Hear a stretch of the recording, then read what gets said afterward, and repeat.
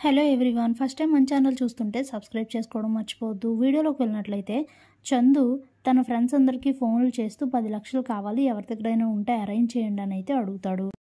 ఇంతలోనే రామరాజు వచ్చి తన భుజంపై చేయి వేసేసరికి ఒక్కసారిగా తండ్రిని చూసి షాక్ అవుతాడు చందు. ఇదేంటి నాన్న నేను మాట్లాడిన మాటలు విన్నారా అని కంగారు పడుతూ ఉంటే అప్పుడే రామరాజు, రే పెద్దోడా ఏమైంది, ఎందుకురా అలా టెన్షన్గా కంగారుగా కనిపిస్తున్నావు, ఏమైంది అని అడిగితే, అమ్మయ్య నాన్న ఏం వినలేదా అని అనుకుంటూ, ఏం లేదు నాన్న, ఏం లేదు నేను బాగానే ఉన్నాను అని అయితే చెప్తాడు.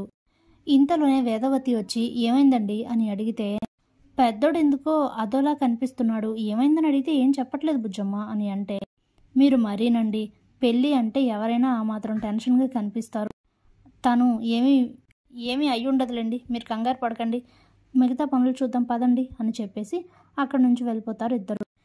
ఇంతలో వేదవతి ఇంట్లో ఉన్న ఆడవాళ్ళందరూ కూడా పిండి వంటలు చేస్తూ ఉంటారు.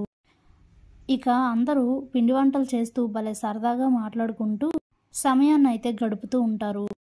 మరోవైపు ధీరజ్ పెళ్లి పనులన్నీ చేస్తూ ఇంతకుముందు రామరాజు తనని పిలిచి మళ్ళీ తనకి క్యాటరింగ్ పనులు అప్పచెప్పబోయి మళ్ళీ చెప్పకుండా ఆగిపోయి అన్నీ గుర్తు చేసుకొని ఆగిపోతారు కదా, ఆ విషయాన్ని గుర్తు చేసుకొని నాన్నకి ఇంకా నా మీద నమ్మకం కలగలేదు, ఎలా అయినా ఈ పెళ్ళి నా వలన ఆగకుండా చూసుకొని అప్పుడు నేను నాన్న దగ్గర పోగొట్టుకున్న నమ్మకాన్ని మళ్ళీ తిరిగి పొందాలి, ఇదంతా అసలు నేను ఆ ప్రేమ మెడలో తాళి కట్టడం వల్లనే, కానీ తప్పదు కదా, ఏం చేస్తాం, పరిస్థితులను ఎదుర్కోవడం తప్ప ఇప్పుడు ఏం చేయలేం అని ఆలోచిస్తూ పెళ్లి పనులు అయితే చేస్తూ ఉంటాడు.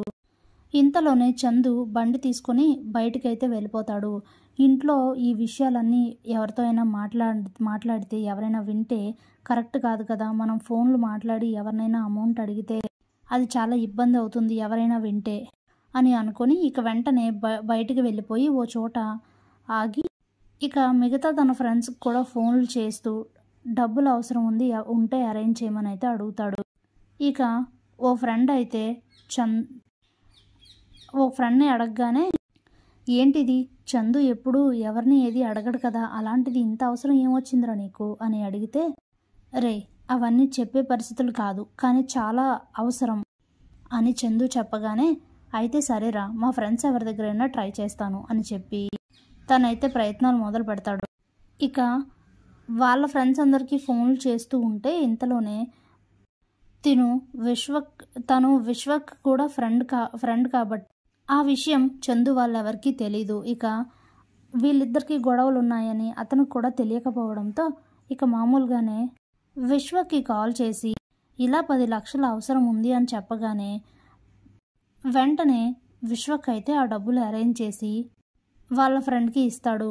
వెంటనే చందుకి ఫోన్ చేసి, నువ్వు అడిగిన 10 లక్షలు దొరికాయి, ఇదిగో నేను తీసుకొస్తున్నానని చెప్పి ఓ ప్లేస్లో కలిసి ఆ 10 లక్షలు ఇవ్వగానే అసలు చందు ఆనందానికి అవధలే ఉండవు. వెంటనే ఆ అమౌంట్ తీసుకొని వెళ్ళి శ్రీవల్లి చేతికిస్తే అది చూసిన భాగ్యమ్మ వాళ్ళైతే ఆనందంలో మునిగిపోతూ ఉంటారు. ఈ డబ్బులు పెట్టి వెంటనే పెళ్ళి అయితే మామూలుగా పెళ్లి చేసేయండి, ఆ తర్వాత మీకు డబ్బులు రాగానే తిరిగి చెదురుగాని అని చెప్పేసి చందు అక్కడి నుంచి వెళ్ళిపోతాడు. భాగ్యమ్మ అనుకున్న ప్లాన్ అయితే సక్సెస్ అయినందుకు చాలా సంతోషిస్తూ ఉంటుంది. Thanks for watching.